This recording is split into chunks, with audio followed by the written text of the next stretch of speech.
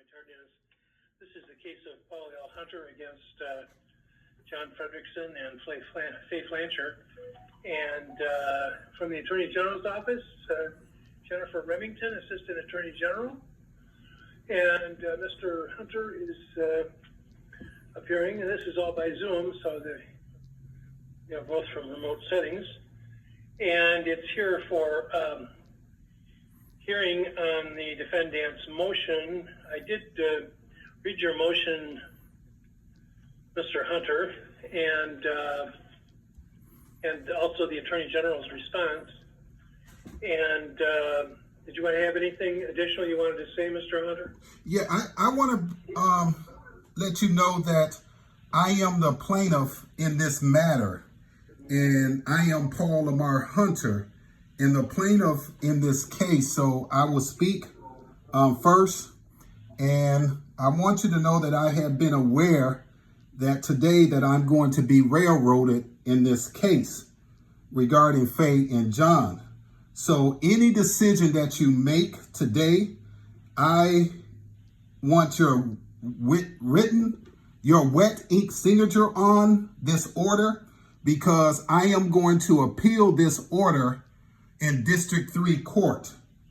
And another thing that I want to say that,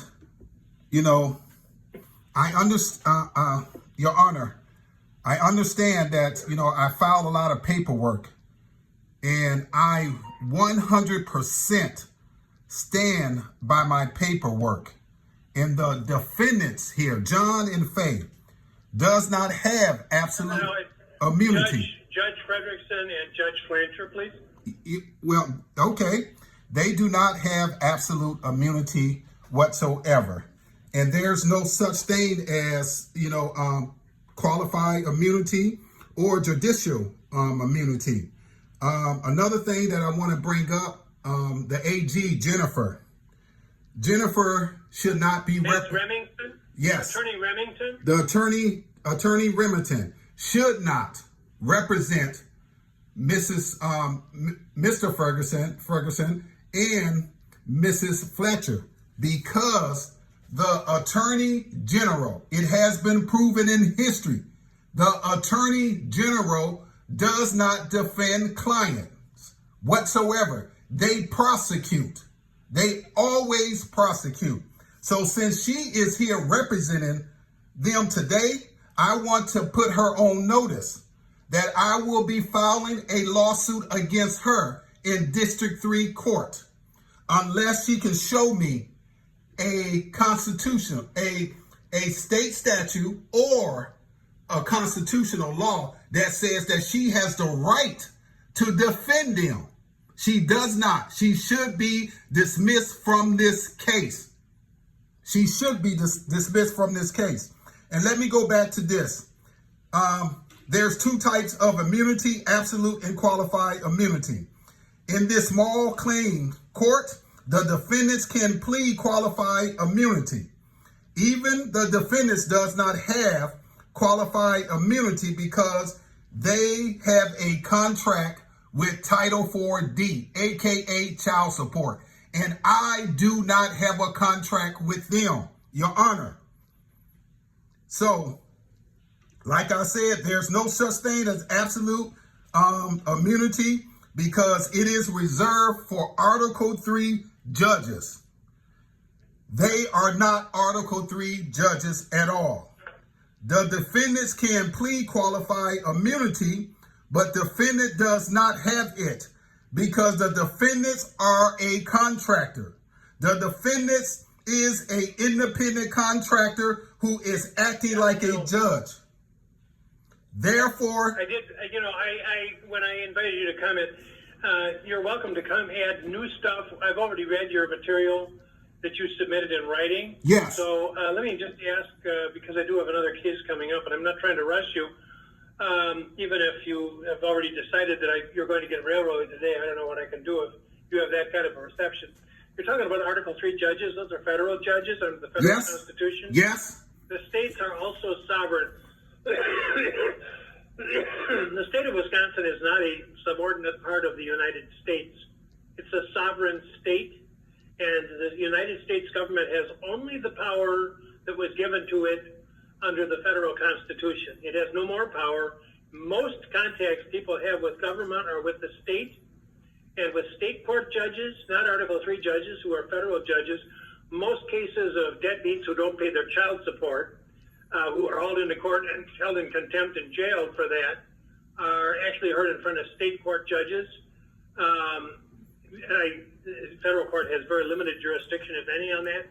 So a lot of the stuff you're talking about, in the District 3 court, I don't know what you're talking about, but just repeating what you have in the brief, that's not going to make any difference. You're welcome to add anything new, but limit it to that, please. Well, most importantly, Your Honor, I'm going to say this again. I need you to write a decision, and I need you to put your wet ink signature on it. I need this recorded. I need the order with your wet ink signature on it. Like I say, I will appeal this, but I'm going to take it to District 3 court. You're not going to get anything hand signed. You'll get an electronically signed decision which is issued at my command. Why you can't put your wet ink signature on it, sir? Appeal from that. Why can't you put your wet ink signature on it, sir? We don't do it that way anymore. Why? Can you explain that and put it in writing? Oh, and I'm not going to argue with you about it either. I'm just telling you what's going to happen. Okay. You can appeal it. Okay. Just as appealable. I'm going to take it to District 3. So let's proceed with this case, sir. I don't even know where District 3 is, to be honest with you. Okay, federal court. Okay. We're in the 7th Circuit. Okay, thank you, Mr. Hunter. Anything from the Attorney General? I did read your brief, so anything new? Your Honor, I don't want to regurgitate the brief. Like you said, you've already read it. I did notice that Mr. Hunter filed what is labeled a COL and receipt this afternoon on the docket. Those are at 71 and 72.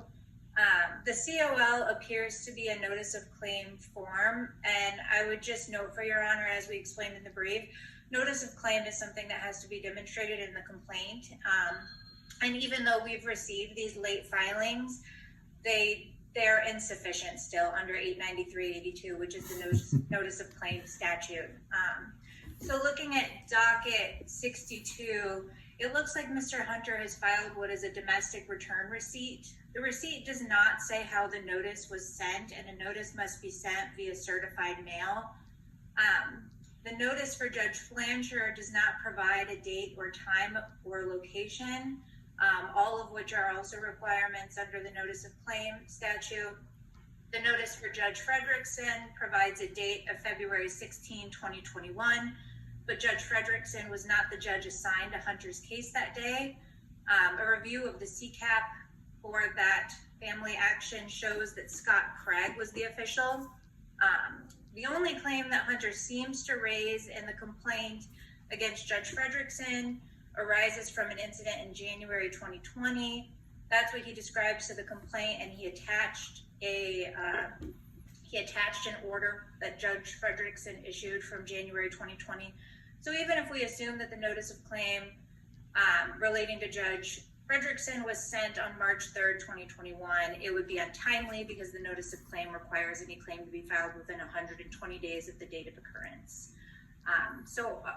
On notice of claim, even though Mr. Hunter has filed those late documents, I still think that they failed to demonstrate compliance with the notice of claim statute. As to the Attorney General Office's representation, I don't feel a need to respond to that other than to say that Wisconsin statute 895.46 provides indemnification for state employees, and Wisconsin statute 165.25 5A1 provides for representation of state employees. And I don't have anything else to add unless Your Honor has specific questions. Well, Your Honor, thank you very much. Your Honor, can I speak? Briefly, yes. This is a contract dispute here. Judge Ferguson and Judge Fletcher, they have a contract with Title 4D, aka child support. They say that I have a contract. I don't have a contract with them. I need Judge Fletcher and Judge Ferguson to produce the contract that they have with Title 4D, aka child support, because I don't have a contract with them. I do not have a contract with child support or Title 4D whatsoever. And they would never produce a contract with my name or my wet ink signature on that. So I need you to follow the Constitution, because what she quoted was a statute. And according to the Black Laws Dictionary, a statute is rules and regulation that requires a person consent. I never consented to any of the Wisconsin statutes. I follow the Constitution. And I'm asking you to follow the Constitution as well. And Mrs. Jennifer, you are the Attorney General. You know that we follow the Constitution and we do not follow state statutes. You know that, and you should be ashamed of yourself. Okay. All right, thanks, Mr. Hunter. I have to tell you, I don't agree with what you claim to be the law. There's a good deal of what you said here with which I don't agree. I do think that both of these defendants were, at the times, from what is described in your materials, were acting within the performance of their official duties and in conformity with the requirements of our law. I agree with each of the points made by the Assistant Attorney General regarding the